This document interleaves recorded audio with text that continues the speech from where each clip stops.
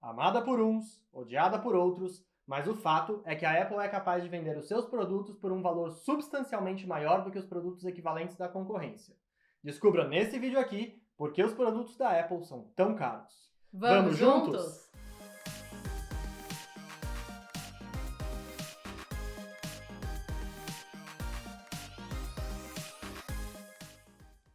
Olá, meu nome é Afonso Pimenta, sejam todos muito bem-vindos aqui ao Empreender no Mundo. Oi, pessoal, sejam muito bem-vindos. Eu me chamo Juliana Pimenta e, dando sequência em nossa série Por que é tão caro, hoje vamos desbravar o mundo da tecnologia e falar um pouco sobre os produtos da Apple. Que você tanto adora. Exatamente, eu sou meio suspeita para falar, mas enfim. A empresa ela foi criada em 1976 em uma garagem na Califórnia pelo Steve Wozniak e o Steve Jobs, a quem a gente já dedicou um vídeo aqui no canal, que você pode assistir aqui em cima nos cards ou conferir aqui no primeiro link da descrição. Bom, desde o início, diferentemente de seus concorrentes, a empresa apostou em um sistema fechado, onde o hardware, que são basicamente os produtos em si, e o software, que são os programas que rodam no hardware, são fornecidos pela própria Apple. A empresa também sempre investiu bastante em pesquisa e desenvolvimento, tanto na questão do design quanto na questão da tecnologia. E isso acabou rendendo à empresa uma fama de oferecer produtos de ponta e de qualidade elevada. E foi justamente essa fama de produzir os produtos de ponta com qualidade elevada que acabou se traduzindo em boas vendas para os produtos Apple ao redor do mundo inteiro. E esse bom resultado ajudou a colocar a companhia no posto de empresa mais valiosa do mundo em julho de 2020, com um valuation que superou 1,84 trilhão de dólares. Essa fama de produzir os produtos de ponta e de boa qualidade também ajuda a Apple a manter uma estratégia de preços um pouquinho mais elevados do que o da concorrência. Quando se trata do segmento de smartphones, por exemplo, que é bem importante para eles, está cada vez mais difícil diferenciar os produtos somente pelos componentes utilizados na fabricação desses telefones. Grandes empresas aí como a Apple, a Sony e a Samsung têm participação importante no mercado de smartphones fabricando esses telefones. Mas quando a gente vai olhar o mercado de componentes dos smartphones, a gente pode ver que, na verdade, os iPhones usam sensores da Sony para suas câmeras fotográficas e chips de memória e telas de OLED da Samsung. No final das contas, isso é um indicativo de que, em termos de componentes, a maior parte dos smartphones que competem pelo mesmo segmento de mercado são muito semelhantes. Mas agora vamos falar então um pouco dos custos. Só que aqui eu vou falar em dólares porque os custos de produção do aparelho são fixados nessa moeda. Só que antes eu queria te convidar para se inscrever aqui no canal para que você possa receber em primeira mão os nossos vídeos novos toda semana. E se você puder nos dar uma força e deixar o seu like, você nos ajuda bastante e por isso eu já deixo aqui o meu muito obrigada. Mas agora, voltando ao assunto dos custos. O custo de componentes de um iPhone é de cerca de 490 dólares e o aparelho é vendido por cerca de 1.099 dólares nos Estados Unidos. Para efeito de comparação, um Samsung Galaxy S10 Plus custa cerca de 420 dólares em componentes e ele é vendido por cerca de 999 dólares também nos Estados Unidos.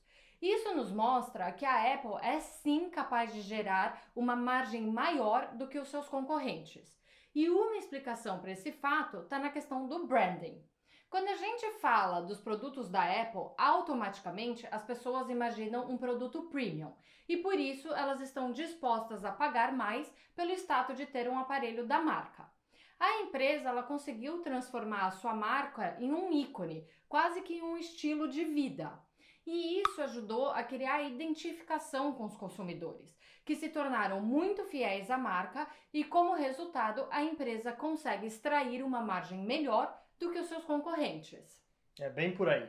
Mas agora, lembra que no começo desse vídeo a gente estava falando a respeito do sistema fechado que é utilizado pela Apple? Pois é, esse é um ponto que também merece ser mencionado aqui no nosso vídeo. Todas as empresas que usam o sistema Android, que não é o caso da Apple, usam um sistema que é open source e recebem o software do Google, que é o dono do Android, e aí elas fazem pequenas modificações para adaptar isso aos seus aparelhos. No caso da Apple, não é bem assim. Tanto no caso do iOS, que é o software usado pelos dispositivos móveis, quanto no caso do macOS, que é dos computadores, a Apple é responsável pela criação, pela manutenção dos sistemas operacionais e de todos os dispositivos, que ainda recebem upgrades e atualizações gratuitas frequentemente. A Apple também consegue manter, né, sistemas como o iCloud, o iMessage funcionando, o que também representa um custo para a empresa.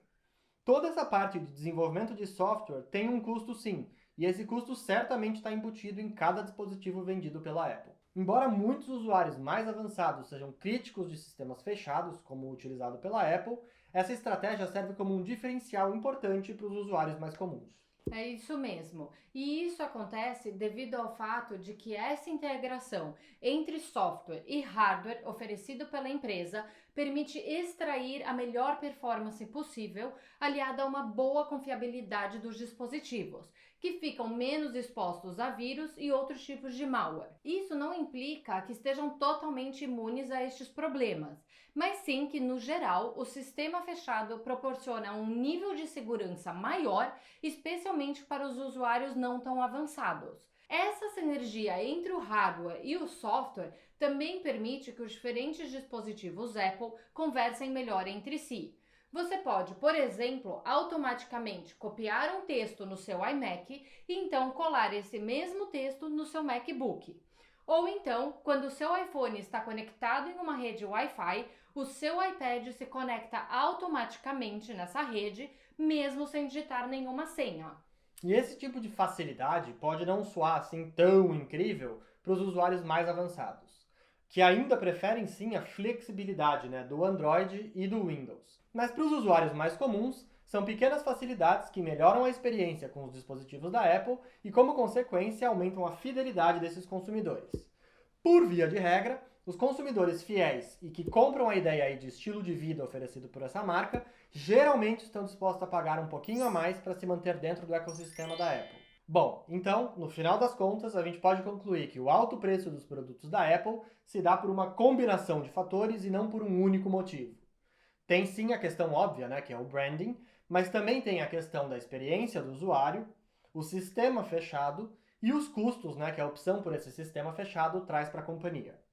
Bom, não se esqueça de se inscrever aqui no nosso canal e se você chegou até aqui, por favor deixe o seu like aqui no vídeo. Esperamos que você tenha gostado aqui do conteúdo de hoje. Estamos deixando 2 sugestões aqui na tela para você continuar com a gente. Nos vemos em um próximo vídeo. Tchau!